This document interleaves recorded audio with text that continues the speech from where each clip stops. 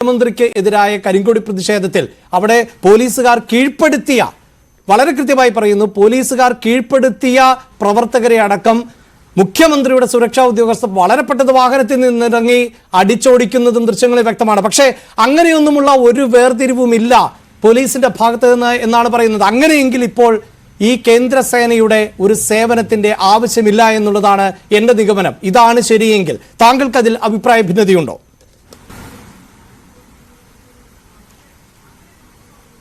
അഭിപ്രായ ഭിന്നതയുണ്ട്.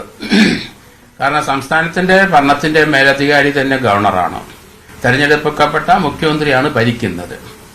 കഴിഞ്ഞ ദിവസം നമ്മൾ കണ്ടല്ലോ, അസംബ്ലിയിലെ ആ രാഷ്ട്രീയപരമായ പോര് നമ്മൾ കണ്ടു.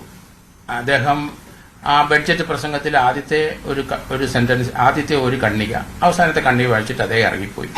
പരസ്പരം രണ്ട് ഭരണത്തിന്റെ ഉച്ചകോടിയിലിരിക്കുന്ന ഈ രണ്ടുപേരും മുഖം നോക്കുന്നില്ല. പല സന്ദർഭത്തിൽ നമ്മളത് കാണുന്നുണ്ട്. അതൊന്നും ഇരു കൂട്ടർക്കും നല്ലതല്ല.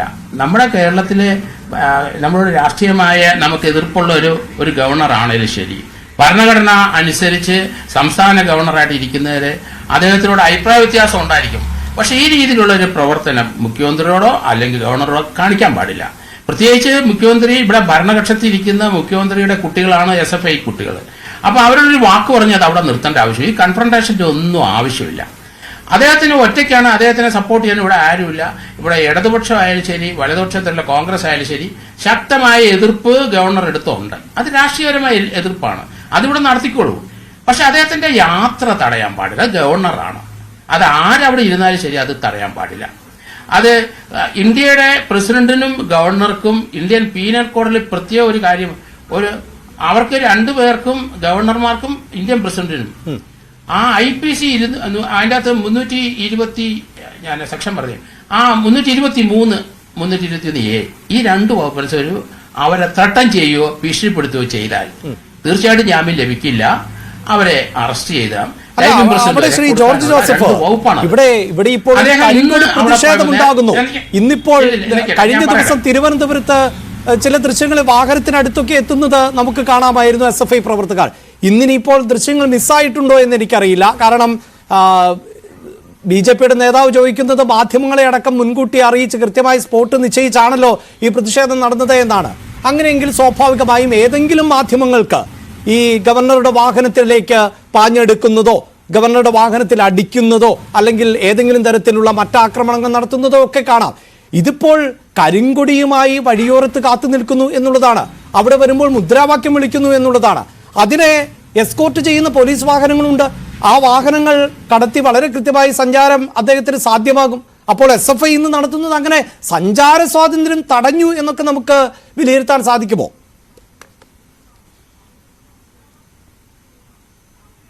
വിലയിരുത്തണമല്ലോ. യൂണിവേഴ്സിറ്റി ഓഫീസിന്റെ അവിടെ എന്താ നേരത്തെ ഗവർണർ എയർപോർട്ടിൽ പോയപ്പോൾ കണ്ടത്? വാഹനം തടഞ്ഞില്ലേ? 3 സ്ഥലത്ത് തടഞ്ഞില്ലേ? അപ്പൊ അദ്ദേഹത്തിന് PG, അതേ മനുഷ്യനല്ലേ, ഇത്ര പ്രായമുള്ള ആളല്ലേ, അത് ഗവർണർ പദവി അദ്ദേഹം അലങ്കരിക്കുന്ന ഒരു വ്യക്തിയാണ്, നമ്മൾ ആലോചിച്ചോണം. അപ്പൊ ആ രീതിയിലുള്ള സമരം ആർക്കൊന്നും രാഷ്ട്രീയപരമായിട്ട് എതിർപ്പല്ലേ കാണിച്ചോട്ടെ. അത് പരസ്പരം രണ്ട് ഭരണത്തിന്റെ ഉത്തങ്ങ സ്ഥാനത്തിരിക്കുന്നവർ ഈ രീതിയിൽ ഒരു ഇമ്മച്യൂറായ തീരുമാനങ്ങൾ തന്നെയാണ്. അതിനോട് നമുക്ക് യോജിക്കാൻ പറ്റൂല. മറ്റൊരു കാര്യം, ആ ഭയമുള്ള അദ്ദേഹത്തിനെ കോഴിക്കോട് അവിടുത്തെ കോളേജിന്റെ ക്യാമ്പസിൽ കയറ്റൂല എന്ന് പറഞ്ഞു. അതൊന്നും ശരിയല്ല. കാരണം അദ്ദേഹം സംസ്ഥാനത്തെ ഗവർണറാണ്, അതോടൊപ്പം തന്നെ ചാൻസലറാണ്. അപ്പൊ അതൊക്കെ അദ്ദേഹത്തിന്റെ വകുപ്പിനകത്തും അദ്ദേഹത്തിന്റെ പരിധിയിൽ വരുന്ന കാര്യങ്ങളാണ്. അതൊക്കെ കുട്ടികൾ ഇങ്ങനെ ആ എതിർപ്പ് പഠിക്കുന്നത് നല്ലതല്ല എന്നാണ് ഞാൻ പറയുന്നത്. ഇപ്പോഴത്തെ ഈ പ്രശ്നത്തിന് ശേഷം അദ്ദേഹം റോഡിലിറങ്ങി, നേരത്തെ യൂണിവേഴ്സിറ്റി കൂടെ അദ്ദേഹം ഇറങ്ങുന്നു. അദ്ദേഹം നല്ല രാഷ്ട്രീയക്കാരനാണ്. ഇവിടെയുള്ള രാഷ്ട്രീയക്കാർ കുട്ടികളെക്കാട്ടിലും മുഖ്യമന്ത്രിയെക്കാട്ടിലും അപ്പുറം സഞ്ചരിച്ചിട്ടുള്ള രാഷ്ട്രീയക്കാരൻ തന്നെയാണ്. ആ രാഷ്ട്രീയപരമായിട്ട് തന്നെ അദ്ദേഹം നേരിട്ടുകൊണ്ടിരിക്കുന്ന കാഴ്ചയാണ് നമുക്ക് കാണുന്നത്. അപ്പൊ അതിനൊരു അവസരം ഉണ്ടാക്കണ്ട. എന്തിനങ്ങനെ ഒരു റിഫ്റ്റിലോട്ട് പോകുന്നതാണ് ഞാൻ ചോദിക്കുന്നത്. അദ്ദേഹം ഇന്നിപ്പോ ആ സ്പോട്ടിൽ ഇരുന്ന് ഒരു കസേര ഇട്ടിരുന്ന് അദ്ദേഹം അവരോട് എതിരിട്ടു. അദ്ദേഹം എന്നിട്ട് സെൻട്രലിലെ അമിത്ഷായെ വിളിച്ചു, അവിടുത്തെ പ്രസിഡന്റിനെ വിളിച്ചു, വൈസ് പ്രസിഡന്റിനെ വിളിച്ചു. അദ്ദേഹത്തിന് EZ+ കാറ്റഗറി ഇവിടെ കേന്ദ്ര ഗവൺമെന്റ് സെക്യൂരിറ്റി അനുവദിച്ചു. ഇസഡ് കാറ്റഗറിക്ക് 11 ഇസഡ് പ്ലസിന് 55 പേരാണ് സെക്യൂരിറ്റി. അത് CRP ആണ് സെക്യൂരിറ്റി കൊടുക്കുന്നത്. അത് കേരള പോലീസ് അല്ല. അദ്ദേഹത്തിന്റെ പേഴ്സണൽ സെക്യൂരിറ്റി, ഇന്റേണൽ സെക്യൂരിറ്റി ഇനി CRP ആണ് നോക്കുന്നത്. അവരുടെ DIG ഇവിടെ വന്നു കഴിഞ്ഞു. അത് CRPക്കാര് ഗവർണറുടെ റെസിഡൻസ് ഏരിയ മുഴുവൻ അവർ കവർ ചെയ്ത് കഴിഞ്ഞു. 55 പേര്. ഇത് നമ്മൾ വരുത്തി വെക്കേണ്ട ഒരു ആവശ്യമില്ല. സംസ്ഥാന സർക്കാരല്ലേ ഇത് കൊടുക്കേണ്ടത്. ഈ CRPFന്റെ പണം കൂടി നമ്മുടെ ഖജനാവിൽ നിന്ന് എടുത്തു കൊടുക്കേണ്ടി വരും അല്ലേ? ഇനി അതൊന്ന് രണ്ടാമത് അതല്ല, അത് കൂടുതലൊരു കാര്യങ്ങൾ അത് കുട്ടികൾക്ക് അറിഞ്ഞുകൂടാ. അത് സ്പെഷ്യൽ പ്രൊട്ടക്ഷൻ ഗ്രൂപ്പിന്റെ പരിധിയിലാണ് ഈ Z+ കാറ്റഗറി വരുന്നത്. അപ്പം ഇതിനകത്ത് എന്തെങ്കിലും ഇനിയൊരു പ്രശ്നം ഉണ്ടായിട്ടുണ്ടെങ്കിൽ അവർ കേസ് രജിസ്റ്റർ ചെയ്ത് കഴിഞ്ഞ് ഈ കുട്ടികളെ ഡൽഹിയിൽ കൊണ്ടുപോകും. അപ്പൊ അത് അവർക്ക് ജാമ്യം കിട്ടാൻ കുറച്ച് ബുദ്ധിമുട്ടും. അതൊരു ഭീഷണിയുടെ സ്വരമല്ല ഞാൻ പറഞ്ഞത്. നമ്മളെന്തിനാ അതിന് വഴിവെക്കുന്നത്? അപ്പം ഈ സ്പെഷ്യൽ പ്രൊട്ടക്ഷൻ ഗ്രൂപ്പില് ഇന്ത്യയിലുള്ള പ്രൈം മിനിസ്റ്റർ, ഇന്ത്യൻ പ്രസിഡന്റ്, അദ്ദേഹത്തിന്റെ prime minister family, vice president, അതോടൊപ്പം ഇന്ത്യയിൽ കുറച്ചധികം ഉണ്ട്. സോണിയാഗാന്ധിക്കുണ്ട്, അതുപോലെ രാഹുൽ ഗാന്ധിക്കുണ്ട്, പിന്നെ സിനിമാ നടന്മാർക്കുണ്ട്. അങ്ങനെ കുറെ ആൾക്കാർക്ക് Z+ കാറ്റഗറിയാണ്. 55 പേരും അതിനുള്ള വാഹനങ്ങളുമാണ് പോകുന്നത്. അപ്പൊ ആ കാറ്റഗറിയിലേക്ക് ഗവർണർ വന്നു കഴിഞ്ഞു. ഇനി അവരെ അദ്ദേഹത്തിന് ഈ രീതിയിൽ ഉപദേശിച്ചിട്ടുണ്ടെങ്കിൽ NIA കേസെടുക്കും. അതിനകത്ത് തീർച്ചയായിട്ടും നടപടി ഉണ്ടാവും. അത് സെൻട്രൽ ഗവൺമെന്റിന്റെയാണ്. നമ്മളിതൊന്നും വിളിച്ചു വരുത്തേണ്ട ഒരു ആവശ്യമില്ല. രാഷ്ട്രീയമായ എതിർപ്പ് നമ്മൾ നടത്തിക്കോ. അത് കുട്ടികളെ യൂസ് ചെയ്തിരുന്നാൽ ഞാൻ പറയാം. എന്റെ വ്യക്തിപരമായ അഭിപ്രായമാണ്. കാരണം നമുക്ക് ഓരോരോ പ്രശ്നം നമ്മൾ ഉണ്ടാക്കിക്കൊണ്ടിരിക്കുകയാണ്. അതിന്റെ ആവശ്യമില്ല. കുറച്ചുകൂടെ പക്വത കാണിക്കണം. അദ്ദേഹത്തിന്റെ രാഷ്ട്രീയം കാണിച്ചോട്ടെ. അദ്ദേഹത്തിന് കേരളത്തിന്റെ ഭരണകാര്യത്തിലൊന്നും ഒരു ലെവലിനപ്പുറം അദ്ദേഹത്തെ സഞ്ചരിക്കാൻ പറ്റൂല.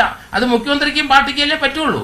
നമ്മൾ ആ രീതി മുന്നോട്ട് പോയാൽ മതി. കേന്ദ്ര ഗവൺമെന്റ് കേരളത്തിന് ആവശ്യമായ പണം തരുന്നില്ല എന്നൊക്കെ അത് രാഷ്ട്രീയപരമായ പല നീക്കങ്ങളുമാണ്.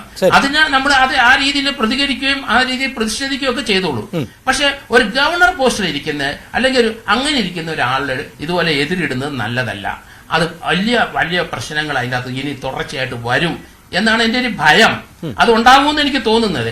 കാരണം പിരിച്ചുവിടാനൊന്നും പോകുന്നില്ല എന്ന് എനിക്കറിയാം. കാരണം ഇവിടെ കോൺഗ്രസ് ഗവൺമെന്റിനെ അധികാരത്തിൽ കൊണ്ടുവരുന്നതിന് BJPക്ക് അവർക്ക് ഒരു താല്പര്യമില്ല. അതുകൊണ്ട് LDF തന്നെയാണ് ഇരിക്കുന്നത്. പക്ഷെ ഇതുപോലെ ഇനി ഒരു 2.5 വർഷം കൂടെ മുന്നോട്ട് പോകണം. സാമ്പത്തികമായിട്ട് ഇത് വളരെ ഞെരുങ്ങിയിരിക്കുന്നതാണ്. നമ്മൾ ഈ രാഷ്ട്രീയ പോരാട്ടമൊക്കെ നടത്തി കുട്ടികളെയൊക്കെ നമ്മൾ ഡെവലപ്മെന്റിലേക്ക് വരിക. ഇവിടുത്തെ കർഷകരുടെ പ്രശ്നം ഉണ്ടാകാനും അവർക്കൊരു വരുമാനം കൂട്ടാനും അങ്ങനെയുള്ള പ്രവർത്തിയിലൂടെ ഡൈവേർട്ട് ചെയ്യാൻ ഇവരുടെ സ്ട്രെങ്ത്. അല്ലാതെ ഈ സംബന്ധിച്ചിടത്തോളം കാർഷിക വിഷയം കേരളത്തിലെ കലാലയങ്ങൾ